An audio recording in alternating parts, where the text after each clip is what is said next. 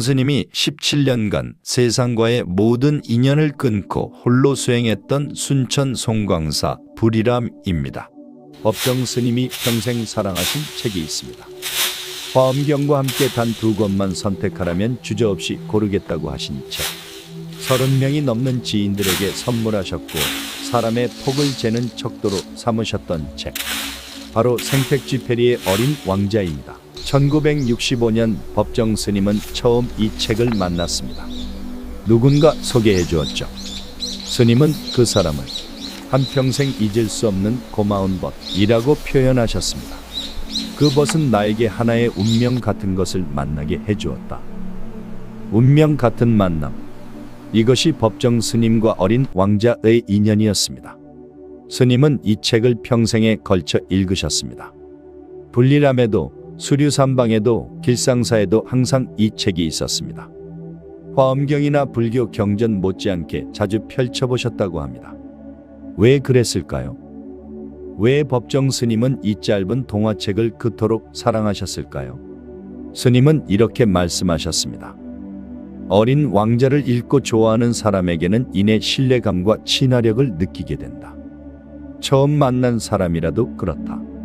반대로 이 책을 읽고도 별 감흥이 없어 하는 사람은 자기와 치수가 잘 맞지 않는 사람이다. 어린 왕자는 스님에게 단순한 동화가 아니었습니다.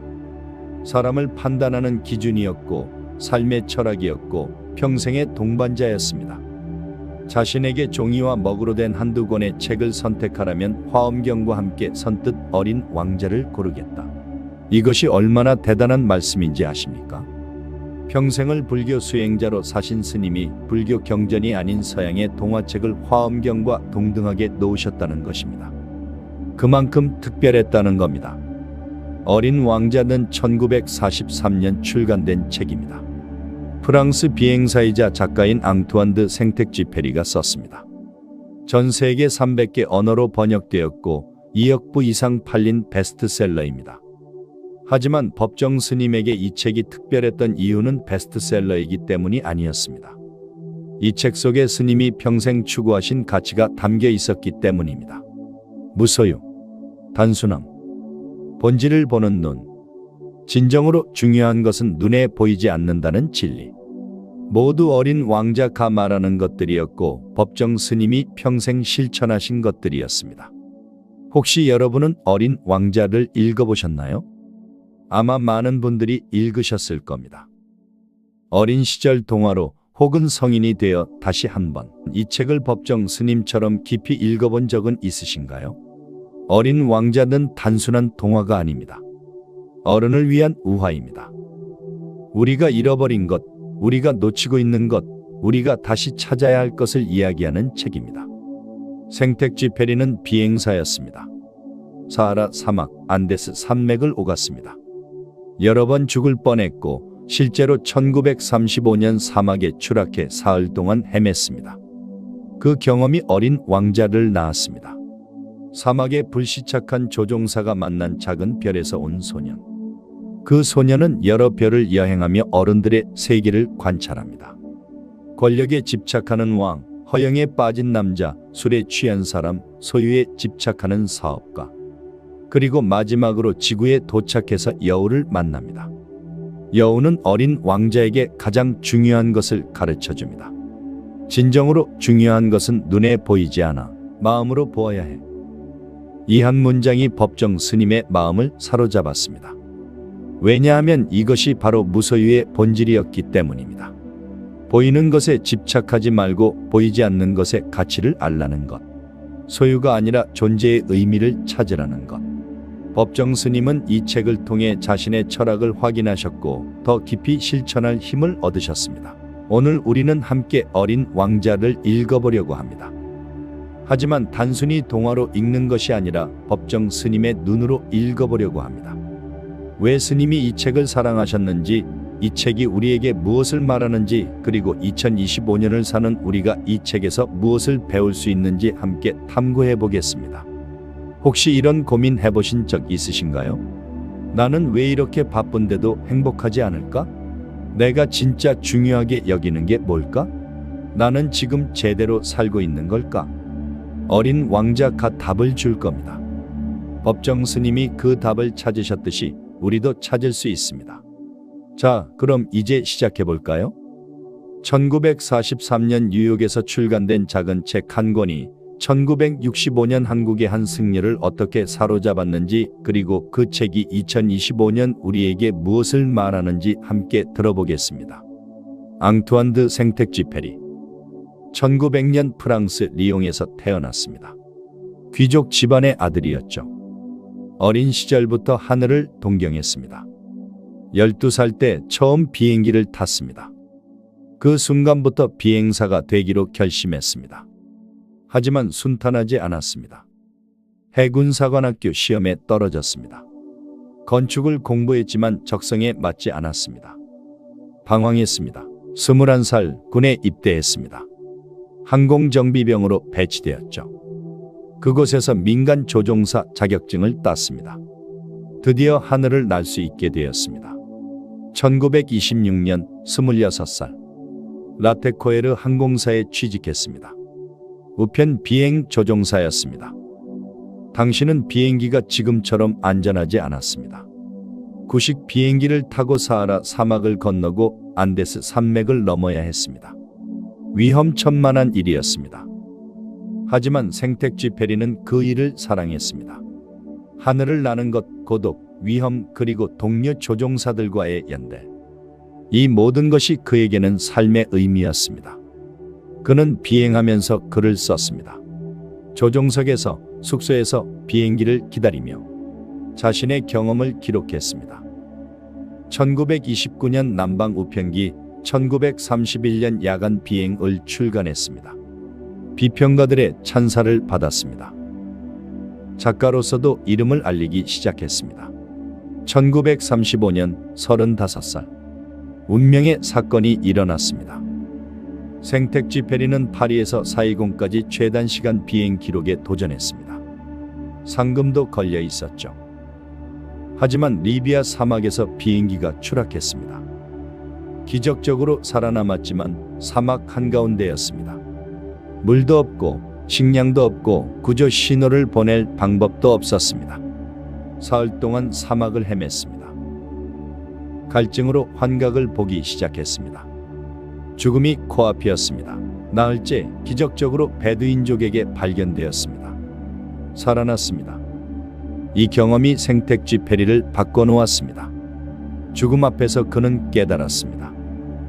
정말 중요한 것이 무엇인지를요. 돈도 명예도 소유도 아니었습니다. 인간의 연대, 사랑, 책임. 이런 것들이 진짜 중요한 것이었습니다. 1939년 인간의 대지를 출간했습니다. 사막에서의 경험, 동료 조종사들의 이야기, 인간의 존엄성에 대한 사색을 담은 책이었습니다. 하지만 세상은 어두워지고 있었습니다.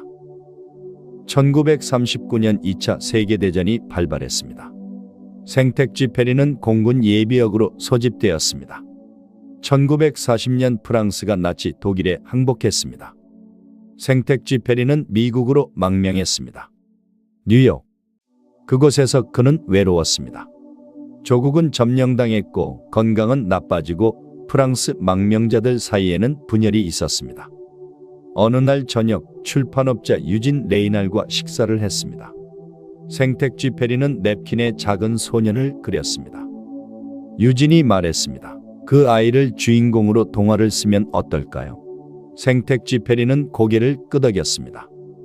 그리고 쓰기 시작했습니다. 1942년 42살 몇 달 동안 지필에 몰두했습니다. 글을 쓰고 직접 사파도 그렸습니다. 수채화로 그린 어린 왕자, 장미, 여우, 별들. 이 책에는 그의 모든 인생이 담겼습니다. 사막에서의 죽음의 경험, 어린 시절의 순수함에 대한 그리움, 사랑과 이별의 아픔, 어른들의 세계에 대한 비판, 그리고 무엇보다 진정으로 중요한 것에 대한 깨달음. 1943년 4월 어린 왕자가 출간되었습니다. 뉴욕에서요. 프랑스는 아직 나치 점령하에 있었으니까요. 책은 조용히 세상에 나왔습니다. 처음에는 큰 주목을 받지 못했습니다. 전쟁 중이었으니까요. 하지만 생택쥐페리는 미국에 오래 머물지 않았습니다. 조국을 위해 싸우고 싶었습니다. 1943년 나이 제한 때문에 비행이 금지되었지만 간곡히 부탁해서 정찰 비행 임무를 받았습니다.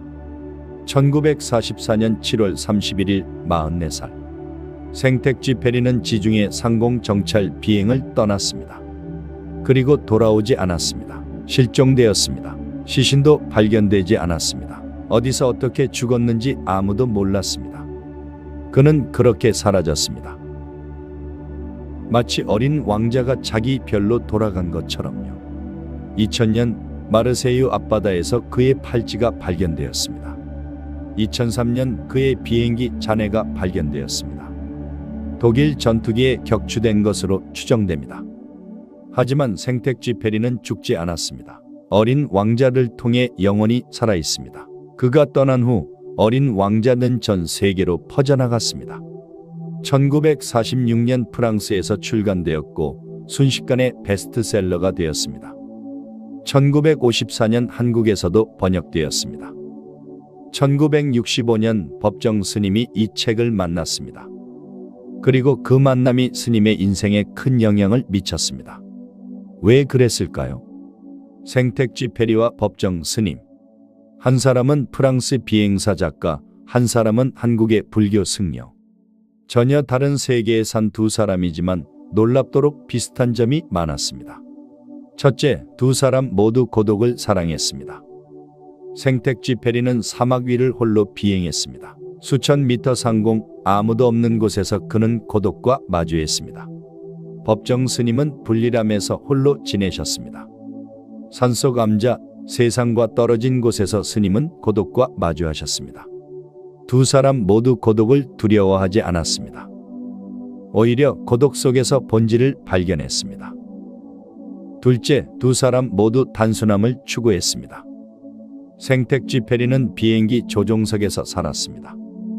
최소한의 공간, 최소한의 소유물. 하지만 그곳에서 그는 자유를 느꼈습니다. 법정 스님은 불리람에서 사셨습니다. 방 하나, 마루 하나, 최소한의 소유. 하지만 그곳에서 스님은 풍요를 느끼셨습니다. 셋째, 두 사람 모두 본질을 추구했습니다. 생택쥐페리는 물었습니다. 인간을 인간답게 하는 것은 무엇인가? 법정 스님도 물으셨습니다. 진정한 삶이란 무엇인가? 두 사람 모두 같은 답을 찾았습니다. 소유가 아니라 존재, 물질이 아니라 정신, 보이는 것이 아니라 보이지 않는 것. 바로 이것이 어린 왕자의 메시지였고 법정 스님이 평생 추구하신 가치였습니다. 어린 왕자는 사막에서 시작됩니다. 조종사가 사하라 사막에 불시착합니다. 비행기가 고장났습니다. 혼자서 고치려고 애씁니다. 물도 얼마 없습니다. 일주일 안에 고치지 못하면 죽습니다. 그런데 다음 날 아침 이상한 일이 일어납니다. 작은 소년이 나타납니다. 금발에 왕자 옷을 입고 아주 작습니다. 그리고 부탁합니다. 양 한 마리만 그려줘. 조종사는 당황합니다. 사막 한가운데 이 아이는 어디서 왔을까? 하지만 아이는 계속 요구합니다. 양 한 마리만 그려달라고. 조종사는 양을 그려줍니다. 하지만 아이는 만족하지 않습니다. 이건 너무 늙었어. 이건 병들었어. 이건 양이 아니라 수상이야. 결국 조종사는 상자를 그립니다. 내가 원하는 양은 이 상자 안에 있어. 그러자 아이가 기뻐합니다. 바로 이거야. 이 장면 의미심장합니다. 조종사는 보이는 것을 그렸습니다. 양의 모습을요. 하지만 어린 왕자는 보이지 않는 것을 원했습니다. 상상 속의 양, 완벽한 양을요. 진정으로 중요한 것은 눈에 보이지 않습니다. 어린 왕자는 자기 이야기를 들려줍니다. 자기는 소행성 비육 112호에서 왔다고요. 정말 작은 별입니다. 집 3채 크기밖에 안 됩니다. 그 별에는 화산 3개가 있습니다. 2개는 활화산, 하나는 사화산. 어린 왕자는 매일 아침 화산을 청소합니다. 그리고 바오밥 나무 씨앗을 뽑아냅니다. 바오밥 나무가 자라면 별을 뚫고 나가버리거든요. 그래서 작을 때 뽑아야 합니다. 이것도 의미심장합니다. 나쁜 습관, 나쁜 생각, 나쁜 욕망. 작을 때 뽑지 않으면 커져서 우리를 망칩니다. 바오밥 나무처럼요. 법정 스님도 같은 말씀을 하셨습니다. 작은 것을 소홀히 하지 마라. 작은 탐욕이 커져서 큰 집착이 된다. 어린 왕자의 별에는 장미 한 송이가 있었습니다. 어느 날 갑자기 나타난 장미. 아름다웠습니다. 어린 왕자는 장미를 사랑했습니다. 정성껏 돌봤습니다. 물을 주고 바람막이를 세워주고 밤이면 유리덮개를 씌워주었습니다. 하지만 장미는 까다로웠습니다. 불평이 많았습니다. 바람이 너무 세. 벌레가 무서워. 물을 더 줘. 어린 왕자는 지쳤습니다. 그리고 결심했습니다. 별을 떠나기로요. 떠나는 날 장미가 말했습니다. 미안해. 나는 내가 행복하길 바래. 유리덮개는 이제 필요 없어. 난 꽃이야. 강한 척할 수 있어. 어린 왕자는 떠났습니다. 하지만 마음이 아팠습니다. 이 이야기 우리의 이야기입니다. 우리는 소중한 것을 당연하게 여깁니다. 가족, 친구, 연인. 그들이 불평하고 까다로우면 짜증이 납니다. 그래서 떠나고 싶어집니다. 하지만 떠나고 나서야 깨닫습니다. 그들이 얼마나 소중했는지를요. 어린 왕자는 여러 별을 여행했습니다. 첫 번째 별에는 왕이 살고 있었습니다. 왕은 모든 것을 명령하고 싶어 했습니다. 해에게 지라고 명령하고 별에게 움직이라고 명령했습니다. 하지만 별에는 왕밖에 없었습니다. 명령할 백성이 없었습니다. 권력에 집착하는 사람들. 실제로는 아무것도 통제하지 못하면서 통제한다고 착각하는 사람들을 비판한 겁니다. 두 번째 별에는 허영심 많은 사람이 살았습니다. 그는 자신을 찬양해 주길 바랐습니다. 나를 숭배해줘. 박수쳐줘. 어린 왕자가 물었습니다. 숭배한다는 게 뭐예요? 내가 이 별에서 제일 잘생기고 제일 옷을 잘 입고 제일 부자고 제일 똑똑하다는 걸 인정하는 거야. 하지만 여기는 당신밖에 없잖아요. 허영심, 인정받고 싶은 욕망, SNS에 좋아요를 구걸하는 현대인들을 보는 것 같습니다. 세 번째 별에는 술꾼이 살았습니다. 술병에 둘러싸여 계속 술을 마시고 있었습니다. 왜 술을 마세요? 잊기 위해서. 뭘 잊으려고요? 내가 술을 마신다는 걸 잊으려고. 중독, 악순환, 스스로를 파괴하면서도 멈출 수 없는 사람들. 네 번째 별에는 사업가가 살았습니다. 계속 숫자를 세고 있었습니다. 뭘 세고 있어요? 별을 세고 있지. 내가 별을 소유하고 있어. 5억 1622개. 그걸로 뭘 해요? 아무것도 안 해. 하지만 내 거야. 내가 처음 발견했으니까. 별은 당신 것이 아닌데요. 그럼 누구 거야? 아무도 아니에요. 별은 그냥 별이에요. 소유에 대한 집착. 쓸모도 없는데 소유하려는 욕망. 숫자에 집착하는 어른들을 비판한 겁니다. 법정 스님은 이 부분에 특히 감동하셨습니다. 스님은 무소유에서 이렇게 쓰셨습니다. 어른들은 숫자를 좋아한다. 새로 사귄 친구 이야기를 하면 그 친구의 목소리나 취미는 묻지 않는다. 나이는 얼마며 아버지는 얼마나 벌며 몸무게는 얼마냐고만 묻는다. 모든 것이 숫자로 통하는 세상이다. 몇 평짜리 집에 사는지, 반에서 몇 등을 하는지, 연봉이 얼마인지. 가시적인 숫자의 노름으로 불가시적인 인간의 영역이 날로 위축되고 메말라간다. 2025년은 더 심합니다. 좋아요 숫자, 팔로워 숫자, 조회수 숫자. 우리는 숫자의 노예가 되었습니다.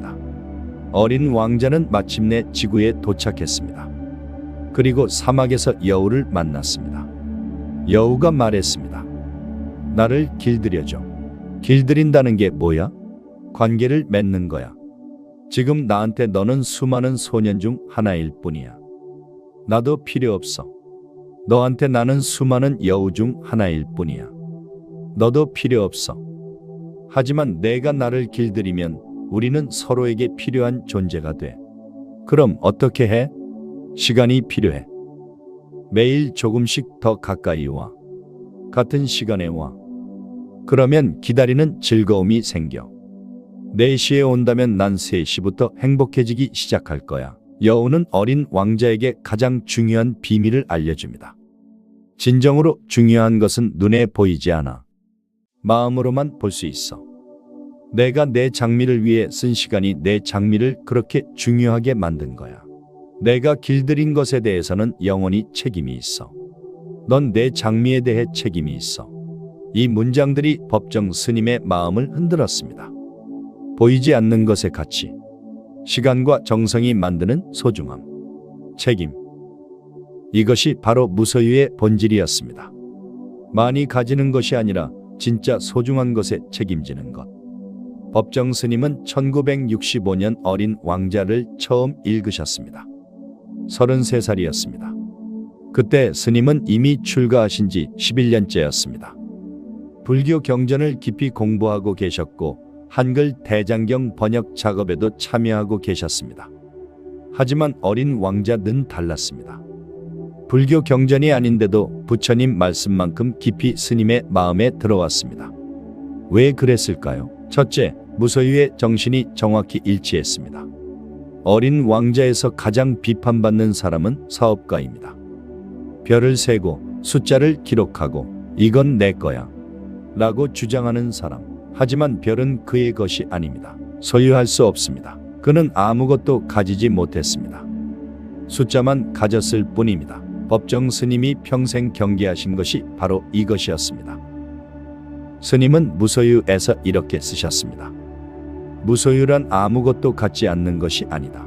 불필요한 것을 갖지 않는 것이다. 어린 왕자의 별을 보세요. 집 3채 크기밖에 안 됩니다. 하지만 그곳에는 모든 것이 있습니다. 화산도 있고 장미도 있고 일몰도 44번이나 볼 수 있습니다.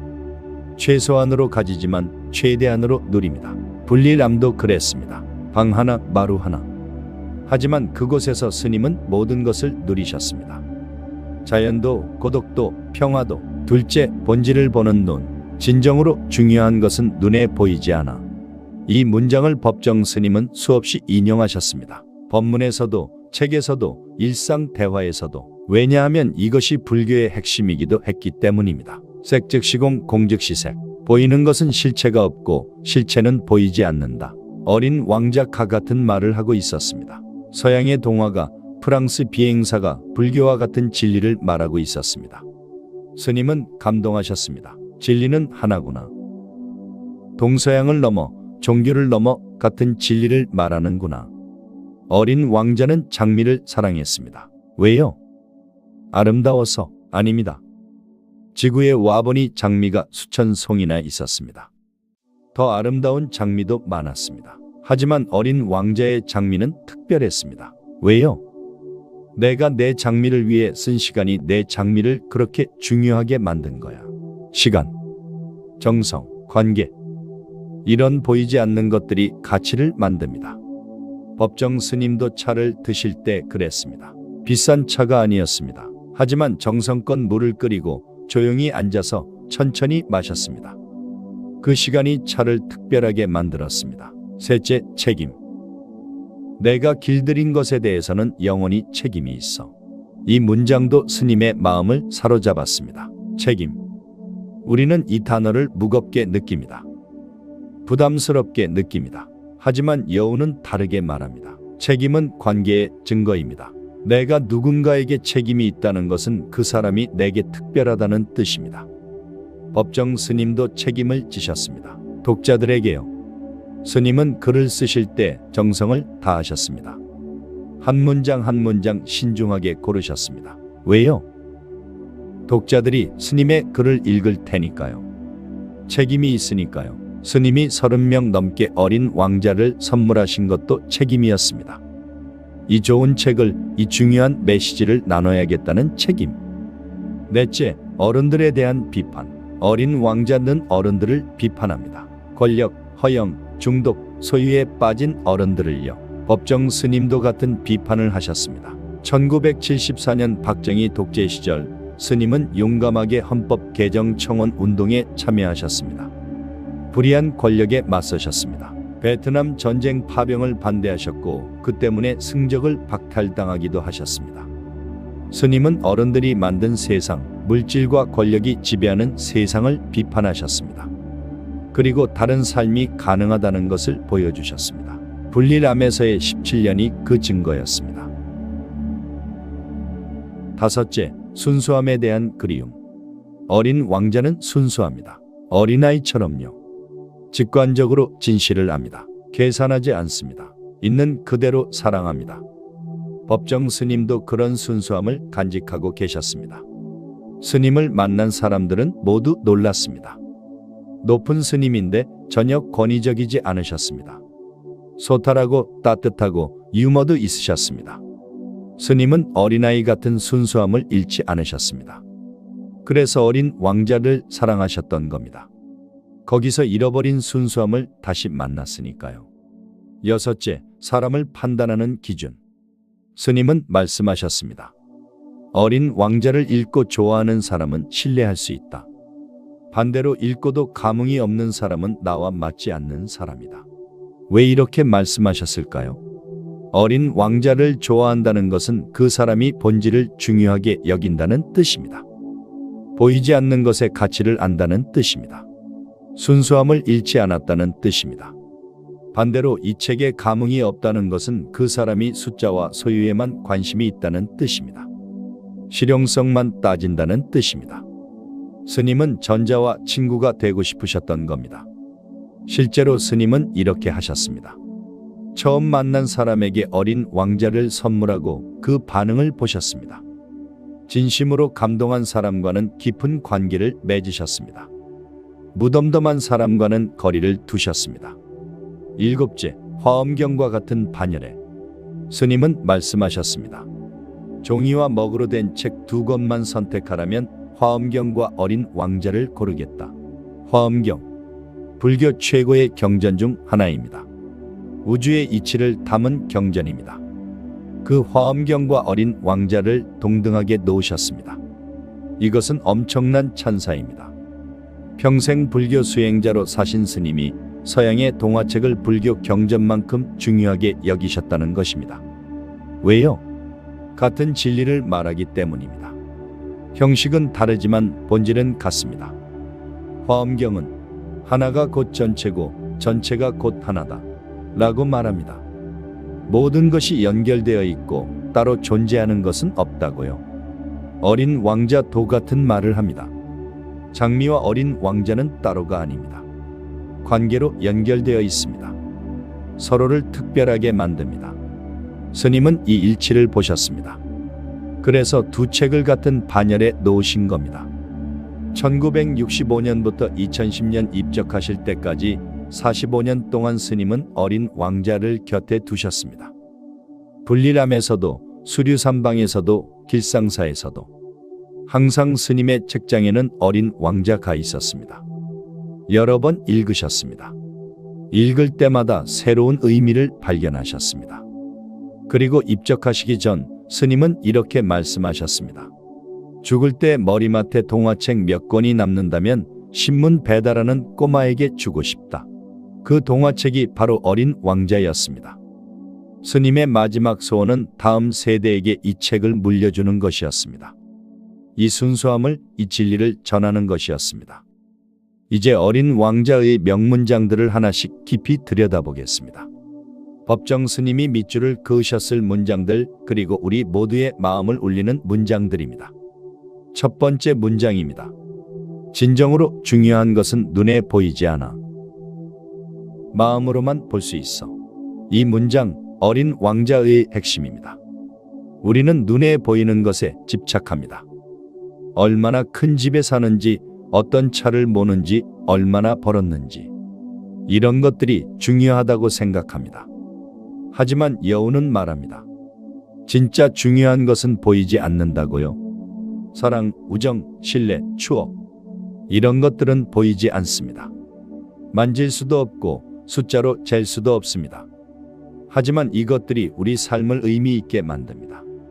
법정 스님은 이 문장을 정말 사랑하셨습니다. 법문에서도 책에서도 수없이 인용하셨습니다. 왜냐하면 이것이 무소유의 본질이기 때문입니다. 무소유는 아무것도 안 가지는 게 아닙니다. 보이는 것에 집착하지 않고 보이지 않는 것의 가치를 아는 것입니다. 두 번째 문장입니다. 내가 내 장미를 위해 쓴 시간이 내 장미를 그렇게 중요하게 만든 거야. 시간. 이것이 가치를 만듭니다. 어린 왕자는 장미를 위해 시간을 썼습니다. 매일 물을 주고 바람막이를 세워주고 유리덮개를 씌워주었습니다. 그 시간이 장미를 특별하게 만들었습니다. 지구에는 수천 송이 장미가 있었습니다. 더 아름다운 장미도 많았습니다. 하지만 어린 왕자의 장미만큼 특별한 장미는 없었습니다. 왜요? 시간을 썼으니까요. 법정 스님도 이렇게 사셨습니다. 차 한 잔을 마실 때도 시간을 들이셨습니다. 천천히 물을 끓이고 조용히 앉아서 음미하며 마셨습니다. 밭을 가꿀 때도 시간을 들이셨습니다. 정성껏 씨를 뿌리고 매일 돌보고 수확할 때 감사했습니다. 글을 쓸 때도 시간을 들이셨습니다. 한 문장을 여러 번 고치고 단어 하나하나를 신중하게 선택하셨습니다. 그 시간이 모든 것을 특별하게 만들었습니다. 현대인은 시간이 없습니다. 빨리빨리가 미덕입니다. 빨리 먹고 빨리 일하고 빨리 소비합니다. 그래서 아무것도 특별하지 않습니다. 시간을 들이지 않으니까요. 세 번째 문장입니다. 내가 길들인 것에 대해서는 영원히 책임이 있어. 넌 내 장미에 대해 책임이 있어. 책임. 무거운 단어입니다. 하지만 여우는 이것을 선물처럼 말합니다. 책임이 있다는 것은 그 존재가 내게 특별하다는 뜻입니다. 관계가 있다는 뜻입니다. 어린 왕자는 장미에 대해 책임이 있습니다. 왜요? 길들였으니까요. 관계를 맺었으니까요. 시간을 썼으니까요. 그래서 어린 왕자는 장미에게 돌아가야 합니다. 책임이 있으니까요. 법정 스님도 책임을 지셨습니다. 독자들에게 책임이 있으셨습니다. 글을 쓰시면 독자들이 읽을 테니까요. 그래서 정성껏 쓰셨습니다. 제자들에게 책임이 있으셨습니다. 가르침을 주셨으니까요. 그래서 솔선수범하셨습니다. 자연에게 책임이 있으셨습니다. 불리람 주변의 나무, 꽃, 새들. 스님은 그들을 소중히 여기셨습니다. 책임은 부담이 아닙니다. 관계의 증거입니다. 사랑의 표현입니다. 네 번째 문장입니다. 사람들은 빠른 기차를 타지만 뭘 찾는지 모르고 있어. 그래서 불안해하고 제자리를 빙빙 돌아. 현대인을 정확히 묘사한 문장입니다. 우리는 바쁩니다. 정말 바쁩니다. 항상 무언가를 하고 있습니다. 일하고 공부하고 만나고 소비하고. 하지만 왜 하는지 모릅니다. 목적지가 어딘지 모릅니다. 그냥 남들이 하니까 해야 할 것 같아서 합니다. 그래서 불안합니다. 뭔가 잘못되고 있다는 느낌. 이게 아닌데 하는 느낌. 법정 스님은 멈추셨습니다. 불리람에서 17년을 사시며 질문하셨습니다. 나는 어디로 가고 있는가? 무엇을 찾고 있는가? 그리고 답을 찾으셨습니다. 바쁘게 살 필요가 없다는 것. 적게 가지고 천천히 살아도 충분하다는 것. 다섯 번째 문장입니다. 어른들은 숫자를 좋아해. 새 친구 이야기를 하면 목소리가 어떤지, 무슨 놀이를 좋아하는지는 묻지 않아. 나이는 몇이며 형제는 몇이며 몸무게는 얼마나 되며 아버지 수입은 얼마인지를 물어. 이 문장 법정 스님이 특히 강조하셨습니다. 우리는 숫자에 집착합니다. 나이, 키, 몸무게, 학점, 연봉, 지평수, 자동차 가격. 숫자로 사람을 평가합니다. 숫자로 성공을 측정합니다. 하지만 정말 중요한 것은 숫자가 아닙니다. 그 사람의 성격, 취미, 꿈, 가치관. 이런 것들이 중요합니다. 법정 스님은 말씀하셨습니다. 가시적인 숫자의 노름으로 불가시적인 인간의 영역이 날로 위축되고 메말라간다. 2025년은 더 심합니다. 좋아요 숫자, 팔로워 숫자, 조회수. 우리는 숫자의 노예입니다. 여섯 번째 문장입니다. 별은 각자에게 다른 의미야. 여행자에게는 길잡이고 학자에게는 연구 대상이야. 사업가에게는 돈이지. 하지만 이 별들은 모두 말이 없어. 너에게만 별들이 특별할 거야. 같은 것도 사람마다 다르게 봅니다. 어린 왕자에게 별은 특별합니다. 거기 자기 장미가 있으니까요. 우리에게도 특별한 것이 있습니다. 남들에게는 평범해도 나에게는 특별한 것. 엄마가 해준 김치찌개. 남들에게는 그냥 김치찌개지만 나에게는 특별합니다. 추억이 담겨 있으니까요. 낡은 인형. 남들에게는 쓰레기지만 아이에게는 보물입니다. 함께한 시간이 있으니까요. 법정 스님에게 불리람이 그랬습니다. 남들에게는 낡은 암자였지만 스님에게는 우주였습니다. 17년의 시간이 담겨 있으니까요. 7번째 문장입니다. 사막이 아름다운 건 어딘가에 우물을 숨기고 있기 때문이야. 겉으로 보이는 게 전부가 아닙니다. 사막은 황량해 보입니다. 아무것도 없어 보입니다. 하지만 그 안 어딘가에 우물이 있습니다. 생명이 있습니다. 사람도 그렇습니다. 겉으로는 무뚝뚝해 보여도 속으로는 따뜻한 마음을 가진 사람이 있습니다. 겉으로는 평범해 보여도 깊은 지혜를 가진 사람이 있습니다. 법정 스님은 가르치셨습니다. 겉모습으로 판단하지 마라. 마음을 보라. 8번째 문장입니다. 내가 사는 별을 보여줄 수는 없어. 너무 멀리 있으니까. 하지만 더 나을지도 몰라. 내 별은 너에게 하늘의 별들 중 하나일 거야. 그럼 넌 모든 별을 보는 걸 좋아하게 될 거야. 모든 별이 내 친구가 될 거야. 어린 왕자가 떠난 후 조종사는 밤하늘을 봅니다. 수많은 별 중 어디가 어린 왕자의 별인지 모릅니다. 하지만 상관없습니다.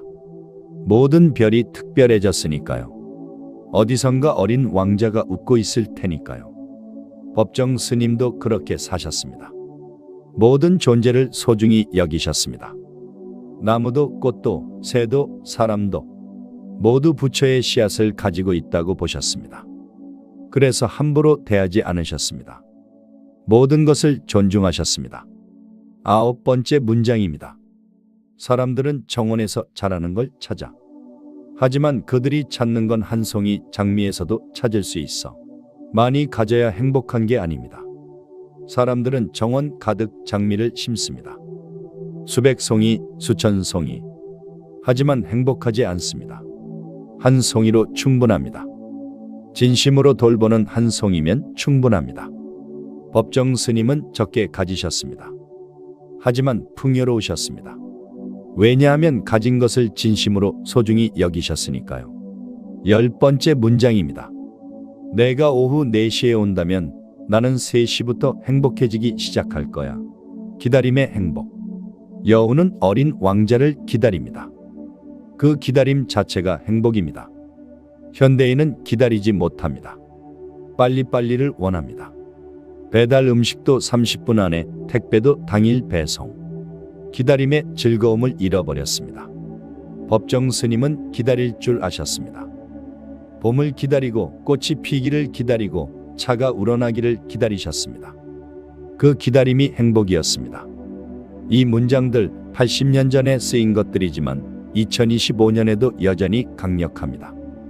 아니, 어쩌면 지금이 더 절실한지도 모릅니다. 우리는 생택쥐 페리와 법정 스님이 경고했던 그 삶을 살고 있으니까요. 숫자에 집착하고 빨리빨리를 외치고 본질을 잃어버린 삶을요. 생택쥐 페리와 법정 스님. 한 사람은 1900년 프랑스 리옹 출생, 한 사람은 1932년 전남 해남 출생. 32년의 나이차, 태평양을 사이에 둔 거리. 전혀 다른 세상에 산 두 사람입니다. 하지만 놀랍도록 비슷한 삶을 살았습니다. 첫째, 고독을 선택한 사람들. 생택쥐 페리는 사막 위를 혼자 비행했습니다. 수천 미터 상공, 구름 위, 아무도 없는 곳. 엔진 소리만 들리는 고독한 공간. 위험했습니다. 언제 추락할지 모릅니다. 실제로 여러 번 추락했고 1935년에는 사흘 동안 사막을 헤맸습니다. 하지만 그는 그 고독을 사랑했습니다. 고독 속에서 생각할 수 있었습니다. 본질을 볼 수 있었습니다. 법정 스님은 불리람에서 혼자 사셨습니다. 송광사 뒷산, 사람들과 떨어진 곳, 방 하나, 마루 하나, 고독한 공간, 불편했습니다. 전기도 없고 난방도 나무를 떼야 했고 겨울에는 정말 추웠습니다. 하지만 스님은 그 고독을 선택하셨습니다. 고독 속에서 수행할 수 있었습니다. 본질을 볼 수 있었습니다. 두 사람 모두 고독을 두려워하지 않았습니다. 오히려 추구했습니다. 왜냐하면 고독 속에서만 진실을 만날 수 있다는 것을 알았기 때문입니다. 둘째, 최소한으로 산 사람들. 생택지 페리의 작업 공간은 비행기 조종석이었습니다. 정말 좁습니다. 몸 하나 들어갈 공간. 계기판, 조종관, 그게 전부입니다. 하지만 그곳에서 그는 자유를 느꼈습니다. 하늘을 날고 구름을 뚫고 별을 향해 갔습니다. 최소한의 공간, 최대한의 자유. 법정 스님의 불리람도 그랬습니다. 방 하나, 마루 하나. 앉은뱅이, 책상, 이불, 차 도구. 이게 거의 전부였습니다. 하지만 그곳에서 스님은 풍요를 느끼셨습니다. 자연을 보고 책을 읽고 글을 쓰셨습니다. 최소한의 소유, 최대한의 풍요. 두 사람 모두 증명했습니다. 많이 가져야 행복한 게 아니라는 것을. 적게 가지고도 충분히 풍요로울 수 있다는 것을. 셋째, 글을 쓴 사람들. 생택지 페리는 비행사였지만 작가였습니다. 비행하지 않을 때는 글을 썼습니다. 자신의 경험을 기록했습니다. 사막에서의 추락, 동료 조종사들의 이야기, 인간의 본질에 대한 사생. 그의 글은 아름다웠습니다. 서정적이고 철학적이고 깊었습니다. 난방 우편기, 야간 비행, 인간의 대지, 어린 왕자. 모두 명작이었습니다. 법정 스님도 수행자였지만 작가였습니다. 수행하지 않을 때는 글을 쓰셨습니다. 자신의 경험을 기록하셨습니다. 불리람에서의 일상, 자연과의 교감, 삶의 본질에 대한 사생. 스님의 글도 아름다웠습니다. 서정적이고 철학적이고 깊었습니다. 무소유, 오두막 편지, 삼방한담. 모두 명작이었습니다. 두 사람 모두 글쓰기를 수행으로 여겼습니다. 단순히 재미나 돈을 위해 쓴 게 아니라 진리를 탐구하고 나누기 위해 썼습니다. 넷째, 책임과 믿는 사람들. 생택지 페리는 조국을 사랑했습니다. 2차 세계대전이 일어났을 때 안전한 미국에 머물 수도 있었습니다. 이미 유명한 작가였고 건강도 좋지 않았습니다. 하지만 그는 조국으로 돌아갔습니다. 싸우기 위해서. 44살, 비행이 금지된 나이였지만 간곡히 부탁해서 정찰 비행 임무를 받았습니다. 책임감 때문이었습니다. 프랑스가 어려울 때 자기만 안전할 수 없다는 책임감. 1944년 7월 31일 마지막 비행을 떠났습니다. 돌아오지 않았습니다. 법정 스님도 책임감이 강하셨습니다. 1974년 박정희 독재 시절 헌법 개정 청원 운동에 참여하셨습니다. 위험했습니다. 승적을 박탈당할 수도 있었고 실제로 그런 일도 있었습니다. 하지만 스님은 나서셨습니다. 책임감 때문이었습니다. 불의를 보고 침묵할 수 없다는 책임감. 두 사람 모두 안전을 선택하지 않았습니다. 책임을 선택했습니다. 다섯째, 짧은 삶을 산 사람들. 생택지 페리는 44세에 세상을 떠났습니다. 짧은 삶이었습니다. 하지만 그 짧은 시간 동안 엄청난 것을 남겼습니다. 여러 권의 명작, 수많은 사람들에게 영감을 준 어린 왕자, 그리고 용기 있는 삶. 법정 스님은 79세까지 사셨습니다. 생택지 페리보다는 길었지만 그래도 짧았습니다. 하지만 그 시간 동안 엄청난 것을 남기셨습니다. 수십 권의 책, 수백만 독자들에게 영감을 준 무소유, 그리고 청빈한 삶의 모범. 두 사람 모두 오래 산 게 중요한 게 아니라는 것을 보여줬습니다. 어떻게 사느냐가 중요하다는 것을. 여섯째, 본질을 추구한 사람들. 생택지 페리는 평생 물었습니다. 인간을 인간답게 하는 것은 무엇인가? 돈도 아니고 권력도 아니고 명예도 아니었습니다. 인간의 연대, 책임, 사랑. 이런 것들이 인간을 인간답게 만든다고 결론 내렸습니다. 법정 스님도 평생 물으셨습니다. 진정한 삶이란 무엇인가? 소유도 아니고 성공도 아니고 인정도 아니었습니다. 무소유, 단순함, 자유. 이런 것들이 진정한 삶을 만든다고 결론 내리셨습니다. 두 사람의 답은 놀랍도록 비슷했습니다. 일곱째, 영원히 사는 사람들. 생택쥐페리는 1944년 사라졌습니다. 하지만 죽지 않았습니다. 어린 왕자를 통해 영원히 살아있습니다. 전 세계 2억 명이 넘는 사람들이 그의 책을 읽었습니다. 지금도 매년 수백만 명이 읽고 있습니다. 그는 사라지지 않았습니다. 오히려 더 많은 사람들과 함께 있습니다. 법정 스님은 2010년 입적하셨습니다. 하지만 죽지 않으셨습니다. 무소유를 통해 영원히 살아계십니다. 수백만 명의 한국인이 스님의 책을 읽었습니다. 지금도 매년 수만 명이 읽고 있습니다. 스님은 가지 않으셨습니다. 오히려 더 많은 사람들의 마음속에 계십니다. 두 사람 모두 증명했습니다. 육체는 사라져도 정신은 영원하다는 것을. 좋은 글, 좋은 삶은 영원히 남는다는 것을.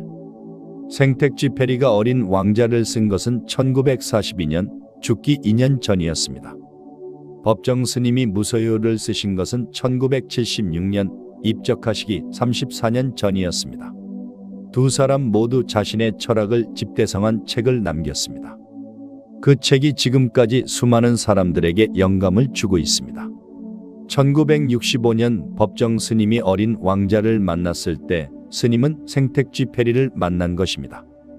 21년 전에 죽은 사람을 태평양 건너편에 살았던 사람을. 하지만 만났습니다. 책을 통해서. 그리고 발견했습니다. 이 사람도 나와 같은 길을 걸었구나. 그래서 스님은 어린 왕자를 사랑하셨습니다. 거기서 자신을 보셨으니까요. 거기서 같은 진리를 보셨으니까요. 자, 이제 가장 중요한 질문입니다. 생택쥐페리의 어린 왕자, 1943년에 쓰인 책. 법정 스님의 사랑, 1965년부터 2010년까지의 이야기. 이 모든 것이 2025년을 사는 우리에게 무슨 의미일까요? 그건 옛날 이야기 아닌가요? 동화책 아닌가요? 이렇게 생각할 수 있습니다. 하지만 아닙니다. 지금이 더 절실합니다. 2025년 우리는 어떻게 살고 있나요? 첫째, 우리는 숫자의 노예입니다. 어린 왕자가 비판했던 어른들, 숫자만 묻는 어른들, 우리가 그렇게 되었습니다. 나이, 연봉, 지평수, 자동차 가격, 모든 것을 숫자로 평가합니다. SNS는 더 심합니다. 좋아요 숫자, 팔로워 숫자, 조회수. 숫자가 우리의 가치를 결정하는 것처럼 느껴집니다. 하지만 여우는 말합니다. 진정으로 중요한 것은 눈에 보이지 않아. 숫자는 눈에 보입니다. 하지만 중요하지 않습니다. 성격, 따뜻함, 유머, 지혜. 이런 것들은 숫자로 잴 수 없습니다. 하지만 정말 중요합니다. 법정 스님은 숫자를 추구하지 않으셨습니다. 큰 절, 많은 신도, 높은 지위. 이런 것을 원하지 않으셨습니다. 대신 불리람에서 혼자 사셨습니다. 숫자로는 초라했습니다. 하지만 풍요로우셨습니다. 둘째, 우리는 빨리빨리를 외칩니다. 사람들은 빠른 기차를 타지만 뭘 찾는지 모르고 있어. 우리는 정말 바쁩니다. 빨리 먹고, 빨리 일하고, 빨리 소비합니다. 배달 음식은 30분 안에, 택배는 당일 배송. 기다릴 줄 모릅니다. 천천히 할 줄 모릅니다. 하지만 여우는 말합니다. 내가 오후 4시에 온다면 나는 3시부터 행복해지기 시작할 거야. 기다림의 행복, 과정의 즐거움. 우리는 이것을 잃어버렸습니다. 법정 스님은 천천히 사셨습니다.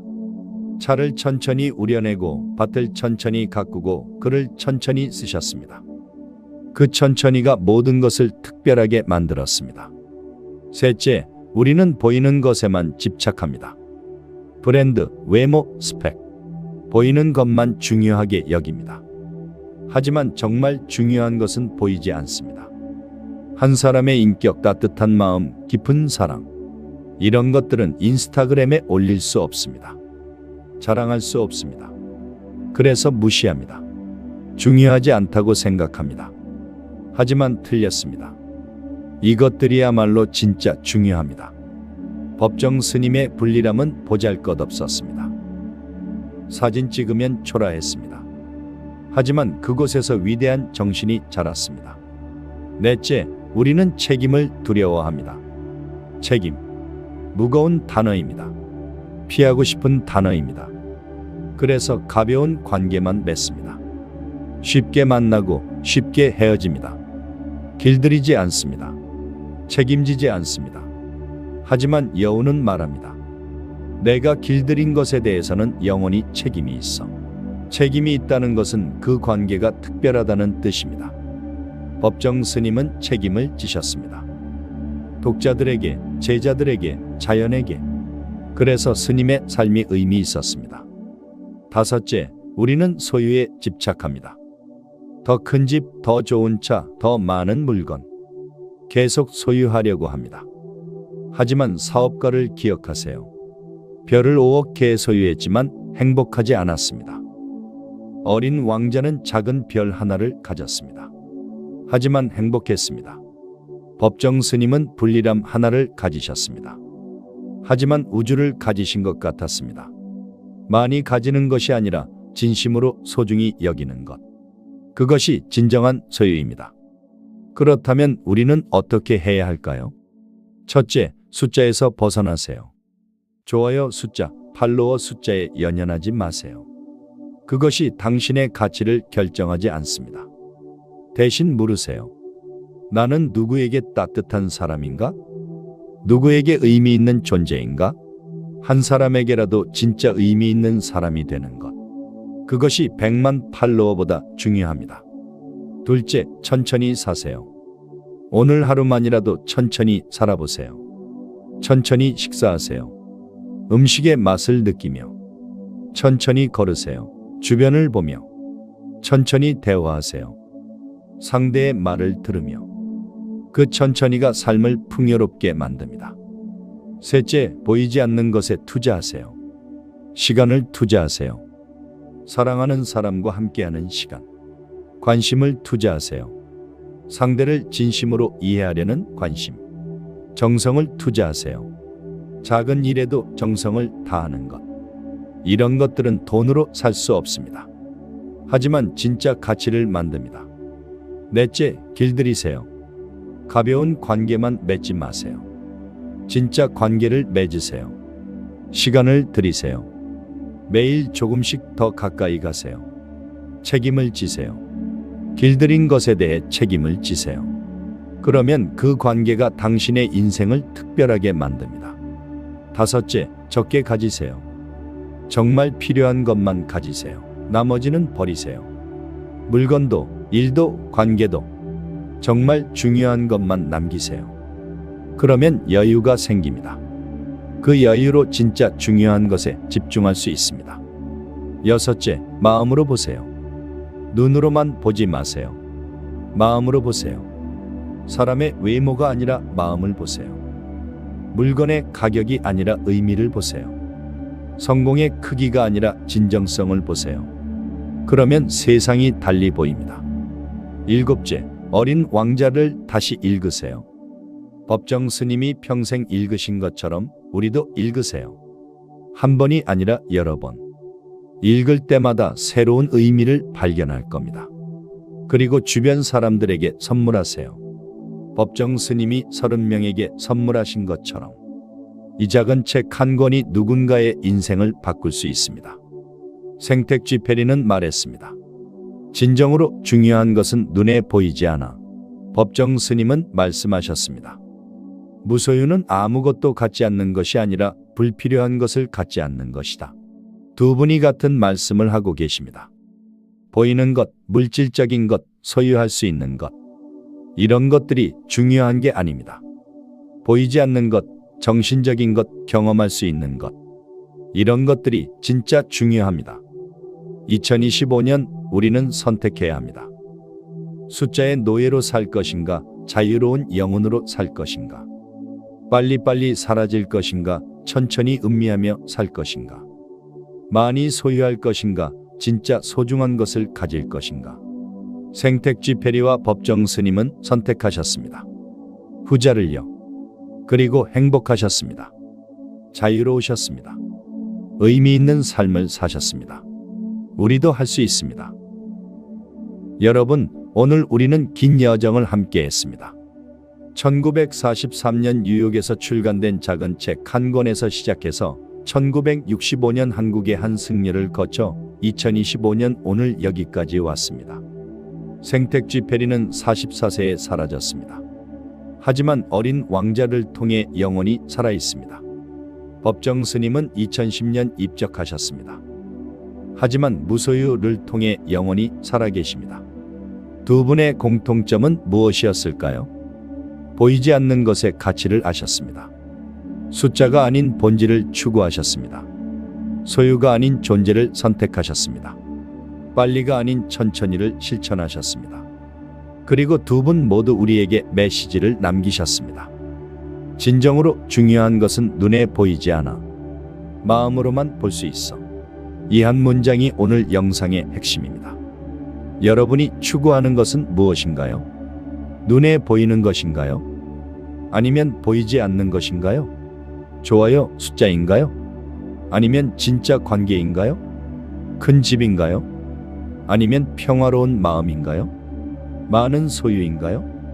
아니면 진정한 자유인가요? 법정 스님은 이렇게 말씀하셨습니다. 어린 왕자를 읽고 좋아하는 사람에게는 이내 신뢰감과 친화력을 느끼게 된다. 여러분도 이제 어린 왕자를 읽고 좋아하는 사람이 되셨기를 바랍니다. 그리고 그 순수함을, 그 본질을, 그 진리를 잊지 않고 살아가시길 바랍니다. 오늘 이 영상이 여러분에게 조금이라도 힘이 되었다면 좋아요와 구독 부탁드립니다. 그리고 댓글로 여러분의 생각을 나눠주세요. 어린 왕자에서 가장 기억에 남는 문장은 무엇인가요? 다음 영상에서는 법정 스님이 사랑했던 또 다른 책에 대해 이야기해 보겠습니다. 끝까지 시청해 주셔서 감사합니다. 여러분 모두 보이지 않는 것의 가치를 아시고 진정으로 중요한 것을 추구하시며 어린 왕자처럼 순수한 마음으로 사시길 바랍니다.